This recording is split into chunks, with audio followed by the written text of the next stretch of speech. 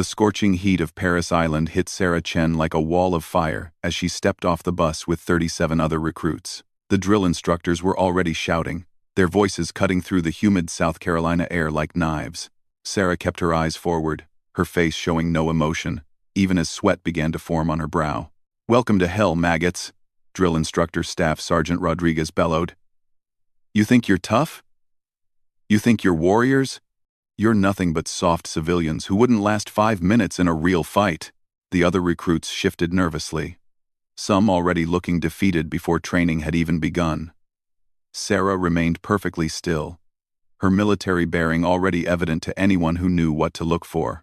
But the drill instructors were too busy establishing dominance to notice the subtle signs. As the group was herded toward the processing building, Sarah caught snippets of conversation from the male recruits around her. Most had come straight from high school or college, their biggest challenges being final exams or part-time jobs. They talked nervously about what they'd heard about Marine training, sharing stories from movies and video games. "I heard they don't let you sleep for the first week," whispered a tall, lanky recruit named Thompson. "My cousin said the food is so bad you lose 30 pounds, added another, a stocky young man named Martinez, who looked like he could afford to lose the weight. Sarah said nothing. She had learned long ago that listening was more valuable than talking, especially when you were gathering intelligence about your new environment. These boys had no idea what real hardship looked like, what real combat felt like, or what it meant to have someone's life depend entirely on your ability to remain calm under pressure. The processing took hours. Medical examinations, paperwork, uniform fittings, and countless briefings about rules and regulations. Through it all, Sarah moved with quiet efficiency, answering questions when asked but volunteering nothing extra. She noticed how the drill instructors seemed to pay special attention to her, not because they suspected anything, but because she was one of only 4 women in the platoon. "Chen," Staff Sergeant Rodriguez barked as they were being assigned to barracks. "You think because you're a woman we're going to go easy on you?" "No, sir," Sarah replied crisply. "Good, because I'm going to make your life twice as hard as everyone else's. Women don't belong in my Marine Corps. But since the politicians say you get to be here, you're going to prove you deserve it every single day." The other recruits smirked and exchanged glances. They assumed this small Asian woman would be the first to wash out, the first to crack under pressure. They had no way of knowing that Sarah had already survived things that would break most of them before breakfast. That first night in the barracks, as recruits whispered nervously about what tomorrow would bring, Sarah lay silently on her bunk, staring at the ceiling. Her mind wasn't on the challenges ahead. She had faced far worse. Instead, she was remembering another time, another place, where the stakes had been life and death, rather than just pride and a few extra push-ups. 3 years earlier, Sarah had been Sergeant Sarah Chen, United States Army Special Operations. She had been deployed to Afghanistan as part of a joint task force conducting counterterrorism operations in the most dangerous regions of the country. Her specialty was long-range reconnaissance and elimination of high-value targets. In the civilian world, people called it being a sniper. In her world, it was called saving lives by taking them. The mission that had changed everything happened on a ridge overlooking the Kunar Valley. Intelligence had identified a Taliban commander who was planning a major attack on a nearby village where American forces were training local police. The man was responsible for numerous improvised explosive device attacks that had killed both American soldiers and Afghan civilians. Sarah had been positioned on the ridge for 18 hours, waiting for the perfect shot. The target was surrounded by civilians, including children, making the operation extremely complex. One wrong move, one moment of hesitation or poor judgment, could result in innocent deaths. When the moment came, Sarah had less than 3 seconds to take the shot before the target moved into a crowd of school children. The distance was over 800 meters, with shifting wind conditions, and the added pressure of knowing that failure meant the deaths of dozens of innocent people in the planned attack. She took the shot. The target was eliminated. The planned attack was prevented. It was her 47th confirmed elimination, though the military preferred the term neutralization in official reports. But the recruits sleeping around her now would never know any of this. Sarah had left the army after completing her enlistment, burned out from years of deployment and the constant weight of life and death decisions. She had tried civilian life for 6 months, working as a security consultant, but found herself restless and unfulfilled. The Marine Corps represented a new challenge, a chance to serve again but in a different capacity. The irony wasn't lost on her that she was now being treated like a complete novice by instructors who had never fired a shot in anger, while men who had never held a rifle outside of basic training assumed she was weak simply because of her gender. The next morning began at 4:30 with the sound of trash cans being thrown down the center aisle of the barracks. The drill instructors stormed in, screaming and shouting, flipping over bunks and demanding that everyone be dressed and outside in 2 minutes. Sarah was ready in 90 seconds, standing at attention while chaos swirled around her. She watched with mild interest as her fellow recruits stumbled around, trying to put on uniforms incorrectly, some still half asleep and confused. "Chen," drill instructor Sergeant Williams approached her, his face inches from hers. "You think you're hot stuff because you got dressed fast?" "No, sir." "Then why are you standing there looking so smug?" Sarah wasn't looking smug. Her expression was completely neutral, but she knew better than to argue with a drill instructor. "No excuse, sir. No excuse. Drop and give me 20 push-ups for having an attitude." As Sarah dropped to the push-up position, she heard snickers from some of the male recruits. They were enjoying seeing the woman get singled out for punishment. She cranked out 20 perfect push-ups without showing any strain, then popped back to attention. "Is that all you got?" Williams sneered. 20 more." Again, Sarah completed the push-ups flawlessly. By now, some of the other recruits were starting to look impressed despite themselves. But the drill instructors weren't done with her yet. The first week of training was a blur of physical fitness tests, classroom instruction, and constant harassment from the drill instructors. The recruits learned basic military customs and courtesies, the history of the Marine Corps, and began their introduction to combat training. During physical fitness assessments, Sarah consistently scored in the top 5% of all recruits, male and female. Her pull-ups were flawless, her run times were exceptional, and her endurance seemed limitless. But rather than earning respect, her performance only seemed to annoy the drill instructors more. "Chen thinks she's better than everyone else," Staff Sergeant Rodriguez announced to the platoon during one particularly brutal training session. "She thinks because she can do a few pull-ups, she's ready to be a Marine. What do you think about that, recruits?" "Sir, no sir," the platoon responded in unison, though Sarah noticed that some voices were less enthusiastic than others. The harassment intensified. Sarah found herself being assigned extra duties, receiving more intensive inspections, and being singled out for criticism even when her performance was flawless. The other recruits began to see her as a lightning rod for unwanted attention and started to distance themselves from her.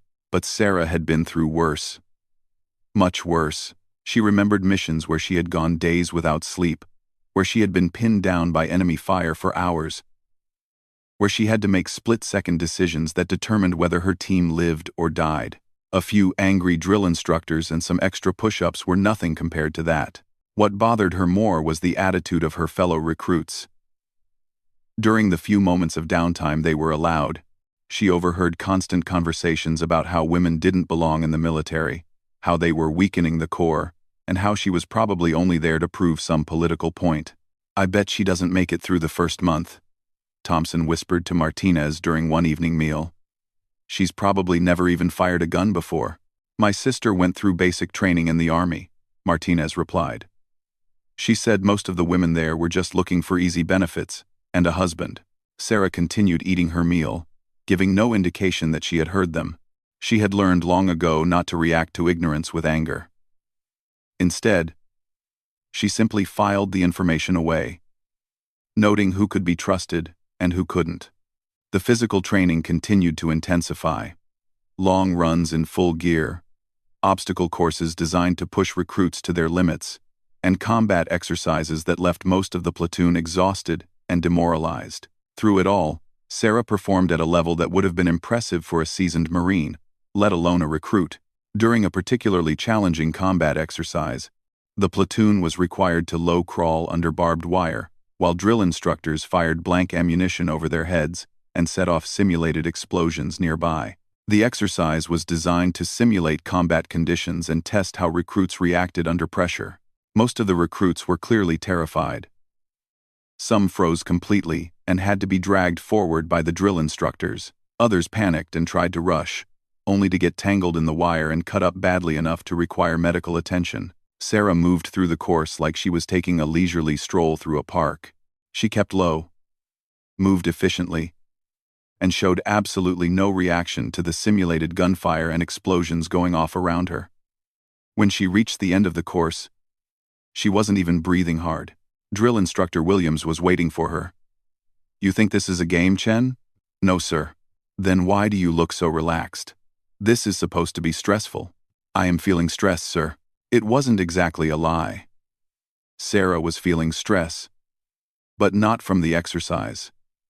Her stress came from having to constantly bite her tongue and pretend to be something she wasn't. The simulated combat conditions weren't stressful. They were almost nostalgic. As the weeks progressed, the divide between Sarah and the rest of the platoon grew wider. Her exceptional performance continued to draw unwanted attention from the drill instructors, who seemed determined to find her breaking point. Meanwhile, her fellow recruits grew more resentful of what they saw as showing off. The breaking point came during week 6, during a field exercise that was supposed to simulate a combat patrol. The platoon was divided into fire teams and given a mission to reach a specific objective while avoiding enemy forces played by advanced training instructors. Sarah found herself assigned to a team led by Thompson, the same recruit who had been predicting her failure since day 1. The team also included Martinez and a quiet recruit named Johnson, who rarely spoke to anyone. The mission seemed straightforward enough, but Sarah quickly realized that Thompson had no idea what he was doing. His tactical movements were sloppy. He was making far too much noise, and he was leading the team directly into an obvious ambush point. "Thompson," Sarah whispered as they approached a narrow valley between 2 hills. "We should go around. This is a perfect kill zone." "Nobody asked you, Chen," Thompson snapped back. "I'm the team leader here. I understand that, but if we go through that valley, we're going to get ambushed. Are you questioning my authority?" Sarah looked at the valley ahead, then at the faces of her teammates. Johnson looked nervous, clearly sensing that something was wrong but not sure what. Martinez was just following orders, trusting that Thompson knew what he was doing. In a real combat situation, Sarah would have taken command regardless of rank or protocol. Lives would have been on the line, and she had the experience and training to keep her team alive. But this was just an exercise, with blank ammunition and simulated casualties, or so she thought. As the team moved into the valley, Sarah's combat instincts were screaming warnings. Something felt wrong, different from the other training exercises they had conducted. The instructors playing the enemy forces were too well positioned, too professional in their movements.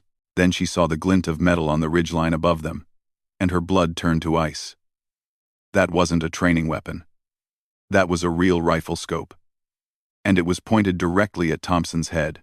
Without thinking, Sarah reacted with the speed and precision that had kept her alive through dozens of real combat missions. She tackled Thompson, driving him to the ground, just as the crack of a rifle shot echoed through the valley. The bullet that would have killed Thompson instead shattered a rock 6 inches from where his head had been a split second earlier. Chaos erupted. The instructors who had been playing enemy forces were suddenly shouting real commands, not training scenarios. Sarah heard the distinctive sound of live ammunition being fired, not the blanks they had been using in exercises. "Contact. Real contact. This is not a drill." Someone was screaming into a radio. Sarah's training kicked in completely. She assessed the situation in seconds. They were pinned down in a kill zone, with at least 2 enemy shooters on the ridgeline above them. The rest of her team was frozen in terror, having never experienced real combat before. "Johnson, Martinez, get behind that boulder now," she commanded, her voice carrying the authority of someone accustomed to being obeyed in life or death situations. For once, no one questioned her orders. The 3 male recruits scrambled for cover, while Sarah assessed their tactical situation. They were outgunned, outmaneuvered, and trapped in the worst possible position. But Sarah had been in worse situations before. Much worse. As another shot rang out, chipping stone from their cover, Sarah began to formulate a plan. She would have to draw the enemy fire while her teammates escaped. then eliminate the threat, using skills she had hoped never to use again. The scared recruits huddled behind the boulder had no idea that the woman they had been mocking and dismissing was about to save all their lives, using methods that would have impressed their drill instructors beyond their wildest imagination. Sarah Chen was done pretending to be a rookie. Lives were on the line now, and that changed everything. Sarah's mind shifted into combat mode, a mental state she had hoped never to enter again. The familiar calm descended over her as she analyzed the tactical situation with the cold precision that had kept her alive through countless missions in Afghanistan. 2 shooters on the ridge, approximately 400 meters out. Wind conditions minimal. Cover available but limited. 3 untrained civilians depending on her for survival. No backup coming anytime soon. "Stay down and don't move unless I tell you," she whispered to Thompson, Martinez, and Johnson. The authority in her voice was unmistakable now, completely different from the quiet recruit they thought they knew. "What's happening?" Thompson's voice cracked with panic. "Are we really being shot at?" "Yes, and if you want to live through this, you need to follow my instructions exactly." Sarah was already studying the ridgeline, identifying muzzle flashes, and calculating angles. "Johnson, do you still have that radio?" Johnson nodded, his hands shaking as he pulled out the communication device they had been using for the training exercise. "Call for immediate backup. Tell them we have real contact with armed hostiles at grid coordinates." Sarah rattled off numbers that she had calculated by reading the terrain, a skill that had taken her years to master. "Tell them we need a medical evacuation standing by." "Why medical?" Martinez asked, his face pale. "Because someone's going to get hurt before this is over," Sarah replied matter-of-factly. She was scanning their limited cover, looking for anything that could be used as a weapon. The M16 rifles they carried were loaded with blank ammunition, useless against a real threat. Another shot cracked overhead. This one closer. Sarah could tell from the sound that the shooters were using high-powered rifles. Probably hunting rifles with decent scopes, professional enough to be dangerous, but not military-grade equipment. "Who are they?" Thompson whispered. Sarah had been wondering the same thing. This wasn't a terrorist attack or a military assault. The shooting was too sporadic, too undisciplined. Her best guess was locals, possibly anti-government extremists who had decided to take advantage of military training exercises to make some kind of statement. "Doesn't matter who they are," she said. "What matters is getting out of here alive." She spotted what she needed. A large piece of shrapnel from an old artillery shell that had been used in previous training exercises. It was about 8 inches long, and sharp enough to serve as a makeshift weapon. Not ideal, but better than nothing. "I'm going to move to that outcrop over there." Sarah pointed to a rocky formation about 30 meters away. "When I do, they're going to shoot at me. That's your chance to move back toward the valley entrance. Stay low, move fast, and don't look back." "You can't do that," Johnson protested. "You'll be killed." Sarah looked at him with the same expression she had worn when preparing for sniper missions in Afghanistan. "That's my problem, not yours. Your job is to get to safety and call for help." Before any of them could protest further, Sarah was moving. She sprinted toward the outcrop in a zigzag pattern, using every piece of cover available. The enemy shooters took the bait immediately, their rifles cracking as they tried to track her movement. Sarah dove behind the rocky outcrop, just as bullets chipped stone inches from her head. Behind her, she could hear her teammates moving toward safety as instructed. At least part of her plan was working. Now came the hard part. Sarah had to neutralize 2 armed enemies using nothing but improvised weapons and the element of surprise. In Afghanistan, she would have had military-grade equipment, backup, and detailed intelligence about enemy positions. Here, she had a piece of shrapnel and whatever she could improvise. She studied the ridgeline carefully, timing the intervals between shots. The shooters were maintaining their positions, confident that they had their targets pinned down. That confidence would be their downfall. Sarah began to move, using skills she had honed through years of special operations training. She climbed up the backside of the ridge, moving through terrain that would have been impossible for most people to navigate silently. Every step was calculated, every movement designed to avoid detection. It took her 45 minutes to work her way around to a position where she could observe the enemy shooters without being seen. What she found confirmed her suspicions.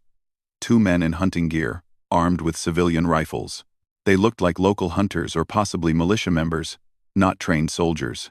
The first man was positioned behind a fallen tree. His attention focused entirely on the valley below where he thought his targets were trapped. He had no idea that one of those targets was now less than 20 feet behind him. Sarah moved like a ghost, using techniques she had learned from Army Rangers and refined through real combat experience. The man never knew she was there until her improvised weapon found the pressure point on his neck that would render him unconscious without permanent injury. 1 down, 1 to go. The second shooter was more alert, positioned where he could watch both the valley and the surrounding area. Sarah would have to be more creative with him. She found a small rock, about the size of a baseball, and threw it to create a distraction, about 50 feet from the second shooter's position. When he turned to investigate the sound, Sarah moved with lightning speed, closing the distance before he could react. The struggle was brief but intense. The man was larger and stronger than Sarah, but she had advantages he couldn't match. Years of hand-to-hand combat training and the absolute determination that came from knowing other people's lives depended on her success. When it was over, both shooters were unconscious and secured with their own belts and shoelaces. Sarah had appropriated one of their hunting rifles, checking it carefully to ensure it was in working condition. Only then did she allow herself to feel the familiar aftermath of combat. The slight tremor in her hands, the heightened awareness that made every sound seem amplified, the cold certainty that she had done what was necessary to protect innocent lives. She made her way back to the valley where her teammates were waiting with a growing group of drill instructors and base security personnel. The radio call had brought half the base running, and the area was now swarming with military police and medical personnel. Chen. Staff Sergeant Rodriguez was striding toward her, his face a mixture of confusion and anger. "What the hell happened up there? Where have you been?" "Neutralizing the threat, sir," Sarah replied, holding up the hunting rifle. 2 subjects secured on the ridgeline. They'll need medical attention. But they're not going anywhere. The silence that followed was profound. Every drill instructor, every security officer, every medic in the area was staring at this small female recruit who had just casually announced that she had single-handedly captured 2 armed attackers. "You did what?" Rodriguez's voice was barely a whisper. Thompson stepped forward, his face still pale from the experience. "Sir, she saved our lives. We were pinned down, and she just took care of it. Like it was nothing. She moved like a professional," Martinez added. "Like she'd done this before." Rodriguez looked from the recruits to Sarah, his expression slowly changing as understanding began to dawn. "Chen, I need to ask you some questions. Right now." The debriefing took 6 hours.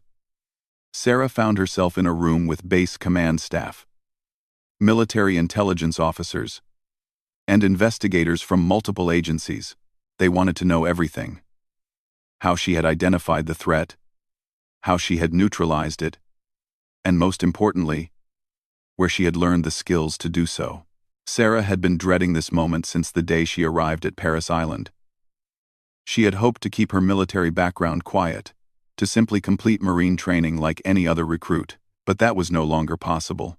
Sergeant Chen, the base commander, Colonel Morrison, was reviewing a file that had been rushed over from Army personnel records. "It says here that you served 3 deployments in Afghanistan with the 75th Ranger Regiment, specialized training in long-range reconnaissance and target elimination." "Yes, sir." 47 confirmed. "Neutralizations." "Yes, sir."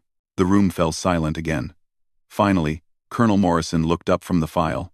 "Sergeant Chen, why didn't you inform us of your background when you enlisted?" Sarah had prepared for this question. "Sir, I wanted to serve as a Marine, not as an Army veteran. I wanted to earn my place through Marine training, not through my previous service record. And you thought the best way to do that was to pretend to be a complete novice?" "Yes, sir. I felt it was the most honest approach." Colonel Morrison leaned back in his chair, studying Sarah carefully. "Sergeant Chen, do you have any idea how this looks?" A highly trained special operations veteran pretending to be a basic recruit? My drill instructors have been treating you like you've never held a weapon before. I understand the situation is complicated, sir. Complicated? Morrison almost smiled. Sergeant Chen. My drill instructors have been trying to break you for 6 weeks. They've been assuming you're a weak civilian who doesn't belong in the military. Meanwhile, you've been sitting there with more combat experience than most of them will ever have. The implications were starting to sink in around the room. Sarah had been enduring harassment and discrimination based on the assumption that she was unqualified and inexperienced, when in reality she was one of the most qualified soldiers anyone in the room had ever encountered. Sir, Rodriguez spoke up hesitantly. If I may ask, why did she let us treat her that way? Why didn't she say something? Colonel Morrison looked at Sarah. That's a very good question. Sergeant Chen? Sarah considered her answer carefully. Sir, I've learned that respect has to be earned. Regardless of previous accomplishments, I wanted to earn my place as a Marine through Marine training, not through my Army service record, even when that meant enduring harassment and discrimination. Yes, sir. I felt it was more important to prove myself through actions than through credentials. The colonel was quiet for a long moment. Sergeant Chen, what you did today saved lives. Your teammates speak very highly of your actions under fire. However, your decision to conceal your background has created a significant problem for this training program. Sarah waited, knowing that her future in the Marines was about to be decided. I'm transferring you out of recruit training, Morrison announced. You'll be assigned to our advanced combat training program, where your skills can be properly utilized and developed. Sir, I request to be allowed to complete basic training with my platoon. Morrison looked surprised. Sergeant Chen, you've already proven that basic training is far below your capabilities. Why would you want to continue? Because I started this with these people, sir. They're my teammates, and I'd like to finish what we started together. Around the room, the staff officers were exchanging glances.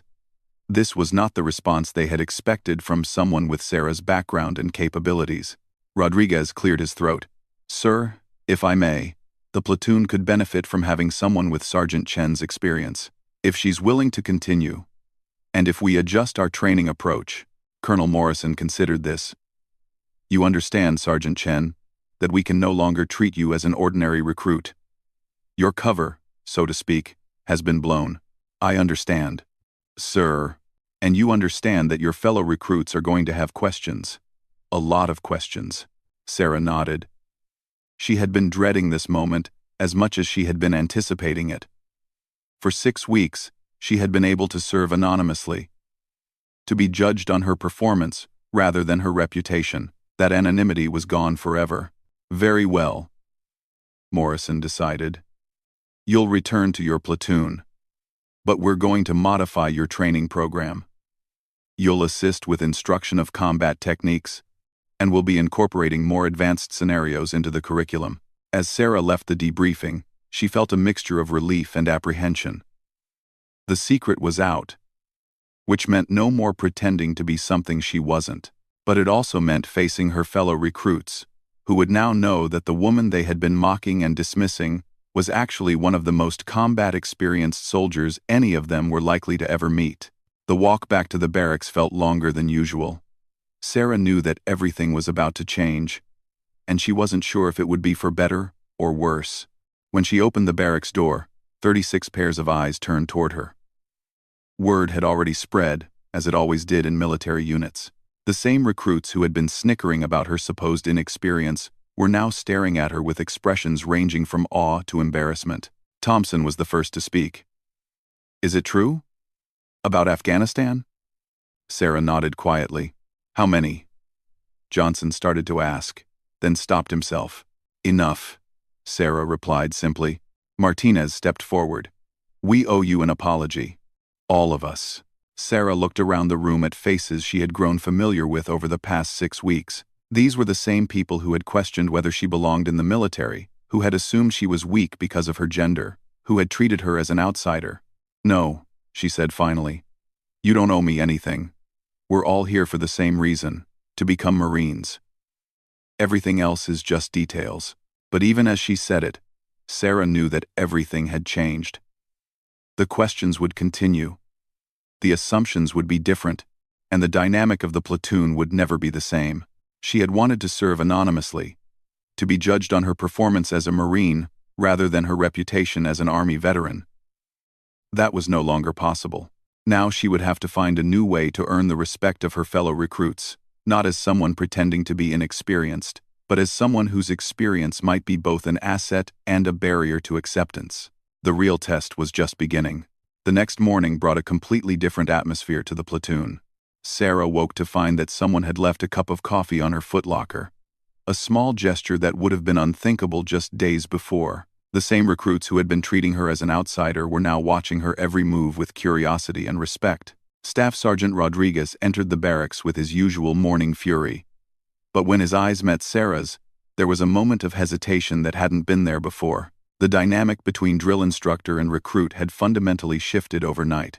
"Listen up, maggots," Rodriguez bellowed, though his voice seemed slightly less harsh than usual. "We're making some changes to the training program.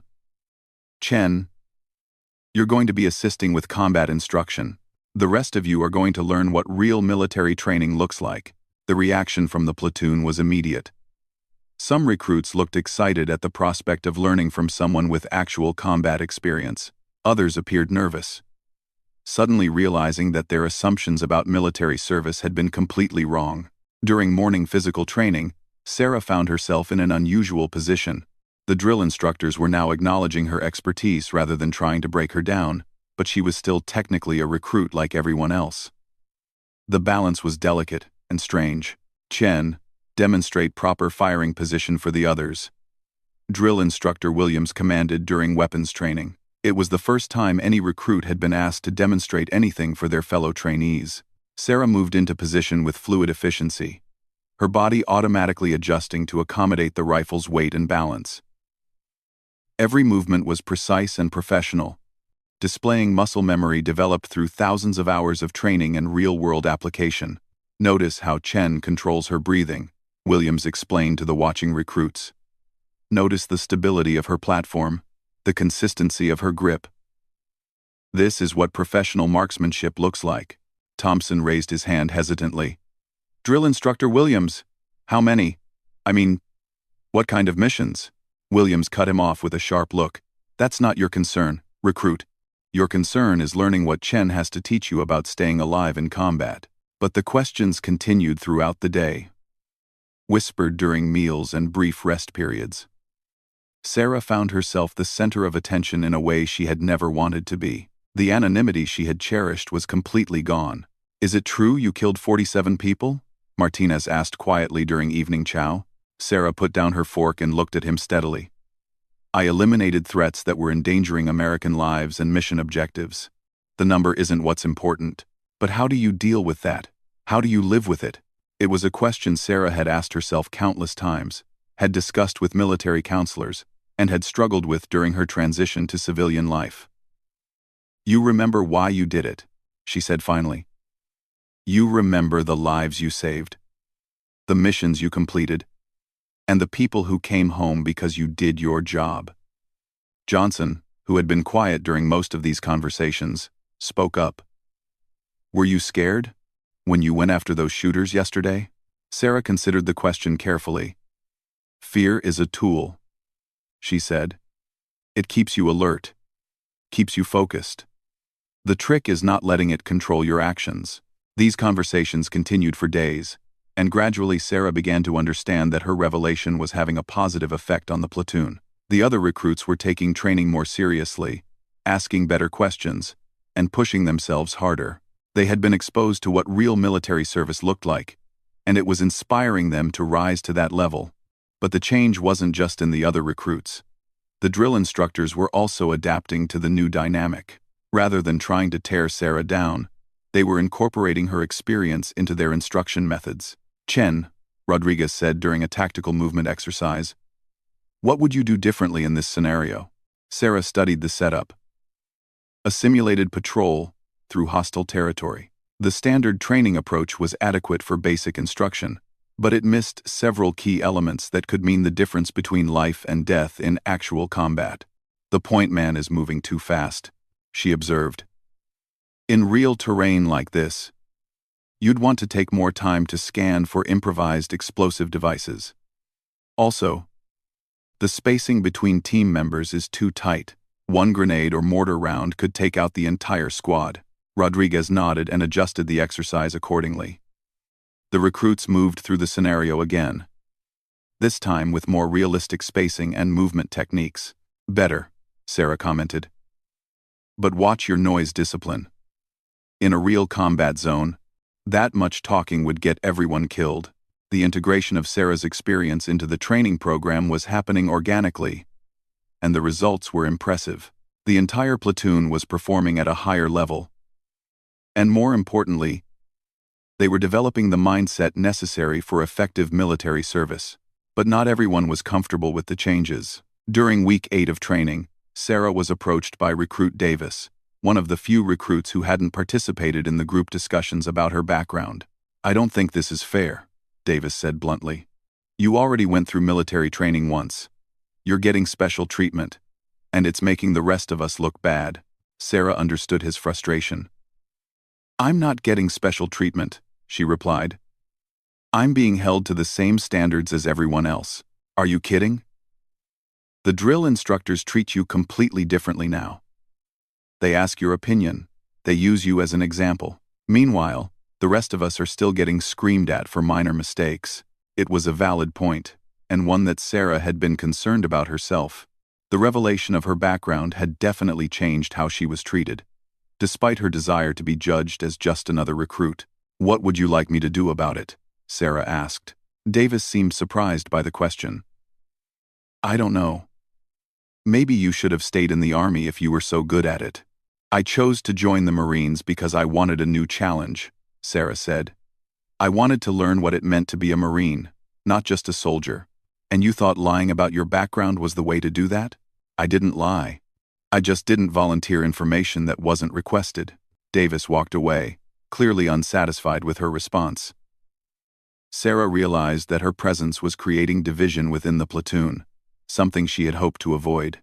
The issue came to a head during week 9, during a field exercise that was designed to test everything the recruits had learned so far. The platoon was divided into 2 squads and given a mission to capture and hold a strategic position against opposition forces. Sarah found herself assigned to the squad that included Davis, Thompson, Martinez, and several others. The squad leader was Recruit Williams. Not the drill instructor, but a recruit who shared the same last name, who had shown natural leadership abilities throughout training. The mission started well. Williams developed a solid plan of attack, assigned roles effectively, and led the squad toward their objective with appropriate caution. But as they approached the target area, Sarah noticed something that made her combat instincts flare. The opposition forces were positioned too well, their defensive setup was too sophisticated, and their movement patterns were too professional. This wasn't being conducted by drill instructors or other recruits. Someone had brought in experienced personnel to make the exercise more challenging. "Williams," Sarah said quietly, "I think we need to reconsider the approach." "Why?" Williams asked, though he had learned to trust Sarah's tactical assessments. "This isn't a normal training setup. Look at the defensive positions, the fields of fire, the coordination between their elements. We're facing people with real experience." Williams studied the target area more carefully and began to see what Sarah was pointing out. "What do you recommend?" Before Sarah could answer, Davis interrupted. "Are we really going to let her take over again? This is supposed to be Williams' command." The comment created instant tension within the squad. Sarah could see the other recruits looking back and forth between her and Davis, uncertain how to respond. "I'm not trying to take command," Sarah said calmly. "I'm providing tactical advice to the squad leader, which is what any experienced team member should do." "Experienced team member?" Davis's voice was rising. "You're a recruit, just like the rest of us." "Davis, keep your voice down," Williams warned. "We're supposed to be conducting a stealth approach." But Davis was beyond listening to warnings. "No, I'm tired of pretending this is normal. She gets treated differently. She gets asked for her opinion on everything. And now she's trying to take over our mission. The argument was getting loud enough to compromise their position, and Sarah could see movement from the opposing forces that suggested they had been detected. "Contact front," someone shouted from the defensive position ahead of them. Simulated gunfire erupted from multiple positions as the opposition forces opened fire on the arguing squad. In a real combat situation, several members of the squad would already be dead or wounded. "Move! Move! Move!" Williams shouted, trying to get his people to cover, but the squad's response was uncoordinated and panicked. The argument between Sarah and Davis had disrupted unit cohesion at the worst possible moment. Recruits were running in different directions, seeking individual cover rather than moving as a coordinated team. Sarah found herself behind a fallen log with Thompson and Martinez, while Williams and Davis were pinned down about 50 feet away, behind a rocky outcrop. The opposition forces had effectively split the squad and were now concentrating fire to prevent them from reuniting. "We need to move to support Williams," Thompson said, loading a fresh magazine of blank ammunition into his rifle. "Negative," Sarah replied, studying the tactical situation. "If we move now, we'll be crossing multiple fields of fire. We need to create a distraction first." "What kind of distraction?" Sarah was already moving, circling around to a position where she could observe the opposition forces' setup. What she saw confirmed her earlier suspicions. These weren't drill instructors or recruits playing opposing forces. These were experienced Marines, possibly instructors from advanced combat schools, brought in to create a realistic training scenario. The level of professionalism in their defensive setup was impressive. Interlocking fields of fire, good use of cover and concealment, coordinated movement between positions. This was exactly the kind of opposition that real Marines would face in combat. Sarah began to develop a plan. It would require using skills and knowledge that went far beyond basic recruit training. But the alternative was accepting defeat in a scenario that was supposed to test their abilities. She moved back to Thompson and Martinez's position. "I'm going to create an opportunity for you to reach Williams and Davis. When I give the signal, move fast and stay low." "What are you going to do?" "Something that's going to get me in trouble with the instructors," Sarah admitted. She began to move through the terrain with the stealth and precision that had made her so effective in Afghanistan. The opposition forces were good, but they were expecting to face basic recruits using basic tactics. They weren't prepared for someone with advanced special operations training. Sarah worked her way around to the flank of the defensive position, using ground that the opposition forces had probably dismissed as impassable for recruits. It took her 20 minutes to get into position. But when she was ready, she had a clear view of the entire defensive setup. She keyed her radio. "Thompson, when you hear sustained fire from your 11 o'clock position, move to link up with Williams. You'll have about 30 seconds before they can reorient on your position." "Roger." Sarah opened fire with her blank-loaded rifle. Not randomly, but with carefully aimed shots that forced the opposition forces to believe they were taking fire from a full squad. She moved between positions rapidly, creating the impression of multiple attackers and drawing attention away from her trapped teammates. The distraction worked perfectly. Thompson and Martinez were able to reach Williams and Davis, and the reunited squad was able to coordinate their assault on the objective. But Sarah's tactics had not gone unnoticed by the opposition forces. As the exercise concluded and the participating forces gathered for the after-action review, it was clear that her performance had raised some eyebrows. Recruit Chen, the opposition force commander, a Marine captain named Stevens, approached her during the debriefing. "Interesting tactics you used out there." "Thank you, sir." "Where did you learn flanking maneuvers like that? That's not standard recruit curriculum." Sarah glanced around at her fellow recruits, who were listening intently. "Previous military experience, sir." Captain Stevens nodded slowly. "I thought so. We don't usually see movement that's sophisticated from recruits. You've clearly had advanced training." The rest of the platoon was now staring at Sarah with a mixture of awe and something approaching resentment. Davis in particular looked angry, as if her performance had somehow been unfair to the rest of them. Drill instructor Rodriguez stepped in. "Captain Stevens, Recruit Chen is completing Marine basic training despite her Army background. We're working to integrate her experience in a way that benefits the entire platoon. And how's that working out? Stevens asked, looking around at the mixed reactions from the other recruits. It's complicated, Rodriguez admitted. That evening, Sarah was called to another meeting with the base command staff. Colonel Morrison was reviewing the after-action report from the day's exercise, and his expression was thoughtful.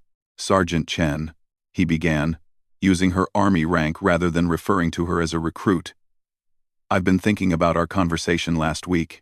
You said you wanted to earn your place as a Marine through Marine training, not through your Army credentials. Yes, sir.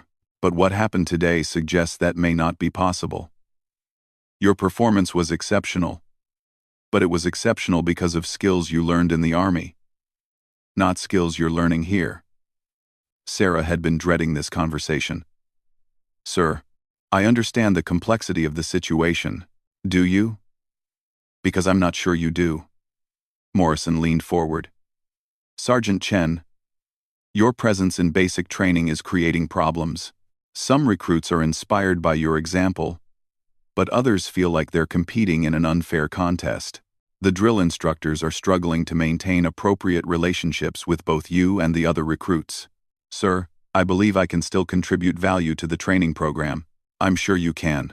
The question is whether that value outweighs the problems your presence is creating.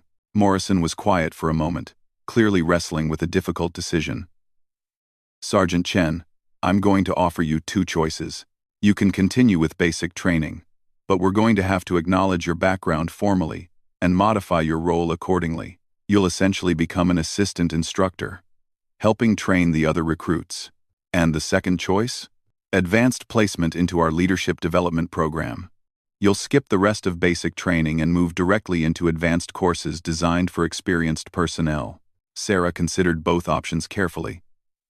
The first would mean giving up any pretense of being an ordinary recruit, while the second would mean abandoning the goal that had brought her to the Marines in the first place.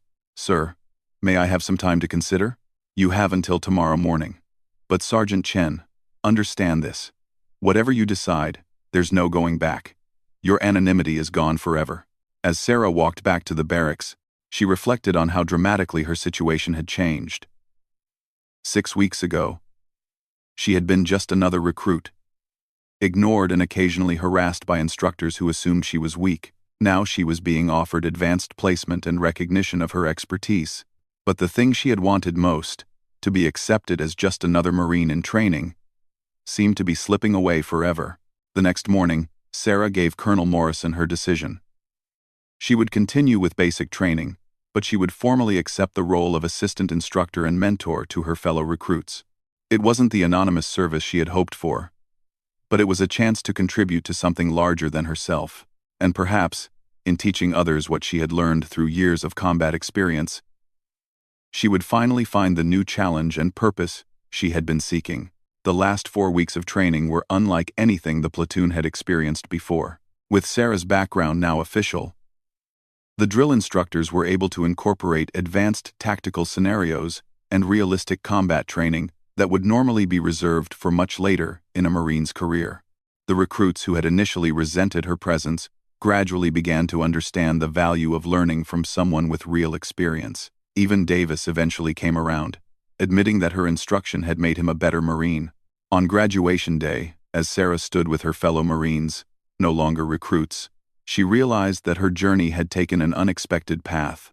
She hadn't earned acceptance through anonymity, but through demonstrating that experience and humility could coexist. That leadership meant lifting others up, rather than standing above them. The drill instructors who had once tried to break her down now shook her hand with genuine respect. Her fellow Marines, who had once questioned her presence, now considered her one of their own. Sarah Chen had finally found her place in the Marine Corps, not as someone pretending to be something she wasn't, but as someone willing to share her experience to make everyone stronger. The mocking had stopped long ago, replaced by respect earned through service, sacrifice, and the willingness to put the needs of the team above personal recognition. She was a Marine now, not because she had hidden her past, but because she had learned to use it in service of others.